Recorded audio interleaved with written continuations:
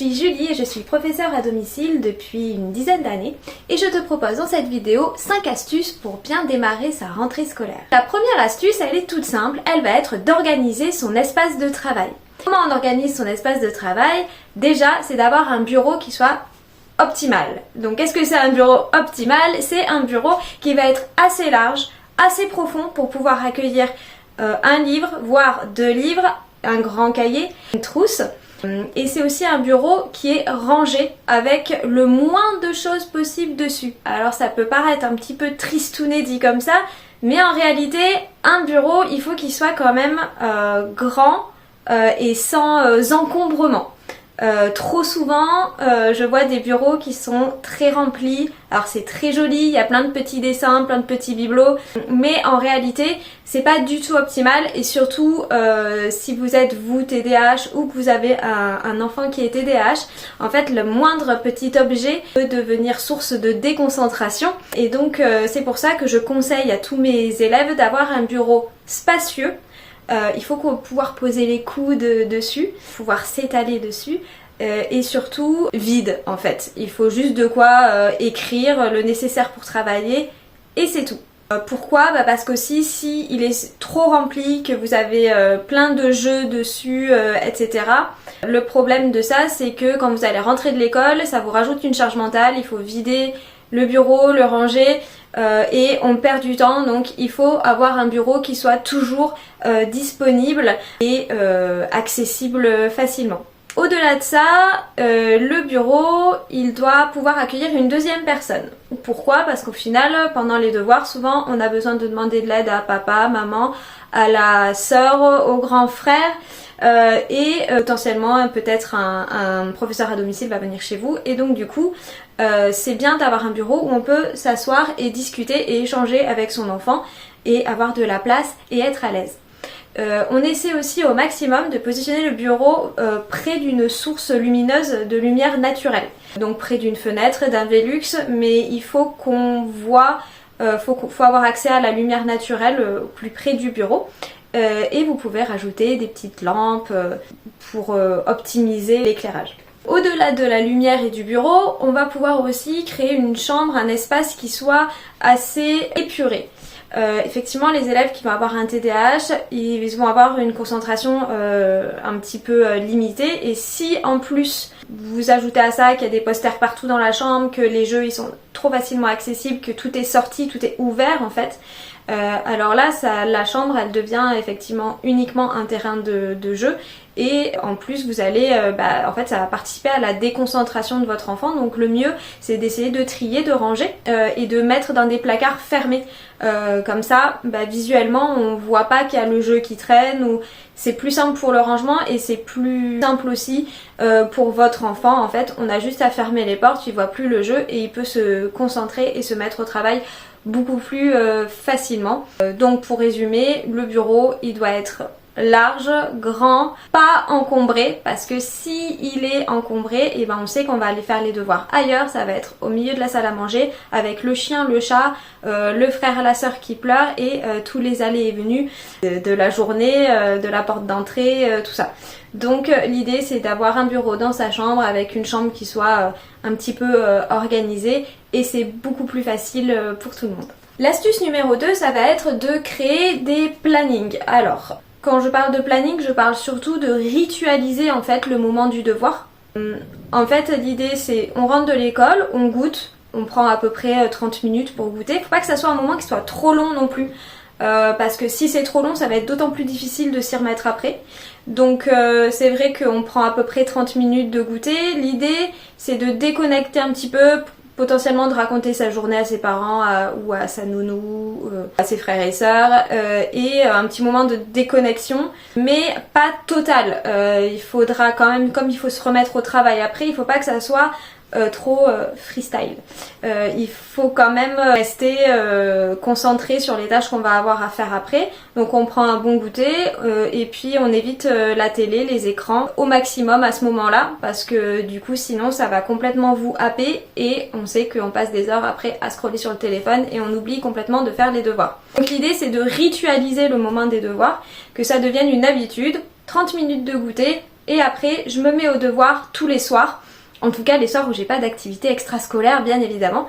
Donc je m'y mets et tous les jours il faut que ça soit comme ça, et plus on le fait jeune en fait, c'est-à-dire plus l'enfant il va être au primaire, il va prendre cette petite habitude du goûter et après on fait les devoirs, bah en fait après il se posera plus la question de savoir ce qu'il a à faire après l'école, et ça devient une habitude. On sort l'agenda, on sort les affaires et puis on s'y met joyeusement. Souvent je fais un parallèle avec le running en fait, hein. C'est un petit peu pareil, c'est-à-dire qu'au début c'est difficile d'aller courir, il faut aller chercher ses chaussures, son jogging, son machin, et puis on sait que ça va être difficile, tout ça. Mais si on ritualise en fait, bah, au bout de 3 semaines en fait vous avez pris l'habitude et vous vous posez pas la question est-ce que je vais courir ce matin? Non, tous les matins vous allez courir, vous enfilez vos baskets, vous êtes en mode automatique. L'idée c'est de créer chez l'enfant un petit peu la même chose, ce mode automatique, d'aller faire ses devoirs, et plus on le fait jeune, plus c'est simple et plus aussi bah, ils seront autonomes en grandissant. Donc c'est un peu difficile au début, mais au final on dit qu'une habitude c'est à peu près 3 semaines, c'est ça. Au bout de 3 semaines votre enfant il aura l'habitude et il se demandera plus ce qu'il a à faire après l'école. Autre chose, ça va être les activités extrascolaires.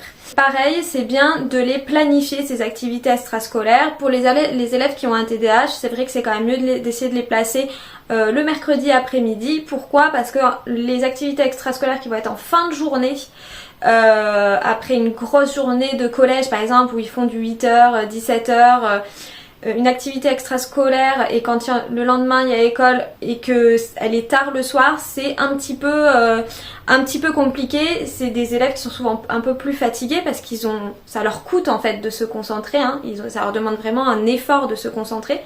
Donc on essaie de placer les activités extrascolaires plutôt le mercredi après-midi, comme ça on a un petit peu de temps avant le mercredi pour faire les devoirs, préparer les éventuelles évaluations, tout ça, et après en fin de journée on part à la danse, au foot, et ça fait une petite activité cool le mercredi. Donc ça c'est pas mal. Et après sinon ça peut être aussi les vendredis soirs, comme ça on sait qu'on a tout le week-end pour faire les devoirs. Donc essayez de caler, de planifier en fait les activités pour que ça soit agréable pour votre enfant, mais aussi pour les parents qui on amène nos enfants, et il faut que ça soit un moment heureux, joyeux, et pas un moment de stress où on sait qu'on va y aller mais un petit peu à reculons, parce qu'en fait on a toute la liste des choses à faire pour le lendemain, et au final c'est pas du tout un moment agréable ni pour vous ni pour votre enfant. Donc voilà pour la partie planification. Ensuite, la troisième astuce, elle est simple pour préparer la rentrée. Il faut pas être trop fatigué, donc on reprend un rythme de sommeil. Là on est une semaine de la rentrée, on commence à se coucher un peu plus tôt, 10 minutes, un quart d'heure. Bon, en général les parents le font, on diminue d'un quart d'heure tous les 2 jours, et puis on arrive à retrouver un rythme normal. Mais c'est important, et c'est pas important en fait de se coucher tôt, mais c'est surtout ce qui est important, c'est de pouvoir se réveiller. Donc si votre enfant il se couche à 11h, il n'arrivera pas à se réveiller à 7. Donc voilà, l'idée c'est de retrouver petit à petit un rythme de sommeil plus calé sur le rythme de l'école, et pour que le premier réveil de rentrée soit pas trop difficile. L'astuce numéro 4 qui est importante, surtout si vous avez des élèves, un enfant qui est un petit peu en difficulté ou qui est un peu limite sur certaines notions, c'est de revoir les bases pendant les vacances. Là il vous reste une semaine et vous avez encore le temps là pendant une semaine de revoir. Voilà, vous faites 45 minutes par jour, 30 à 45 minutes par jour. Vous revoyez les notions que l'enfant ne maîtrise pas suffisamment. Revoir les bases, ça peut être revoir les modes en anglais, revoir des verbes irréguliers, un petit peu de vocabulaire par exemple. En mathématiques, si votre enfant il est en primaire, ça va être les opérations. Est-ce qu'il sait faire une multiplication? Est-ce qu'il se rappelle comment on fait une multiplication, l'étape de multiplication, les opérations, les soustractions? Et en français, ça va être des mots de vocabulaire, les règles principales de grammaire, les conjugaisons, voilà tout ça. Mais l'idée c'est pas de les faire travailler toute la journée, c'est pas ça du tout. Ça va être du 45 minutes tous les jours avant la rentrée, et on revoit les notions qui n'ont pas été comprises durant l'année, ou oubliées, ou vous savez que votre enfant il a eu des difficultés dans l'année, donc vous revoyez cette partie-là plus particulièrement.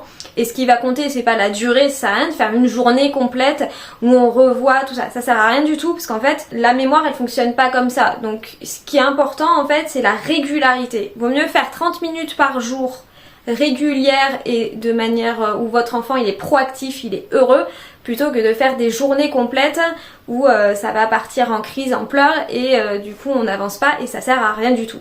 Donc l'idée c'est voilà 30 minutes pour un enfant en primaire, 45 minutes à 1 heure pour un enfant qui est au collège, mais voilà, le tout c'est que ça reste un moment gai. Alors la 5e astuce, ça va être de prévoir la rentrée, c'est-à-dire tout simplement de faire les achats nécessaires en termes de vêtements, de faire du tri dans les armoires pour la rentrée, de voir ce qui va plus, de mettre sur Vinted et compagnie, et surtout d'utiliser ce moment-là, le moment de la rentrée, c'est important de faire les fournitures scolaires avec votre enfant. C'est vrai que des fois on peut être tenté de les faire sans eux. C'est-à-dire d'aller acheter les fournitures sans eux. Moi c'est vrai que j'aime bien y aller avec mon enfant, tout simplement ça permet d'échanger, ça permet de visualiser la rentrée, ça permet d'échanger avec son enfant en fait, et de prévoir les choses et d'en parler réellement. Donc pour moi c'est pas... Le moment d'achat des fournitures scolaires, c'est vrai que c'est bien que ce soit un moment qui soit un petit peu solennel et que ça le reste, parce qu'en fait c'est un moment avec votre enfant où vous pouvez vraiment parler de la rentrée et de vos attentes et de ses attentes à lui et comment il arrive à se projeter dans cette nouvelle rentrée. Voilà pour les 5 conseils, et j'espère que ça vous a plu. N'hésitez pas à commenter si vous avez des choses à dire sur la rentrée, sur comment vous la préparez vous. Est-ce qu'il y a des choses, j'ai dû en oublier plein des choses, donc vous pouvez me le mettre, n'hésitez pas dans les commentaires. Et puis on se retrouve pour des prochaines astuces très prochainement. À bientôt.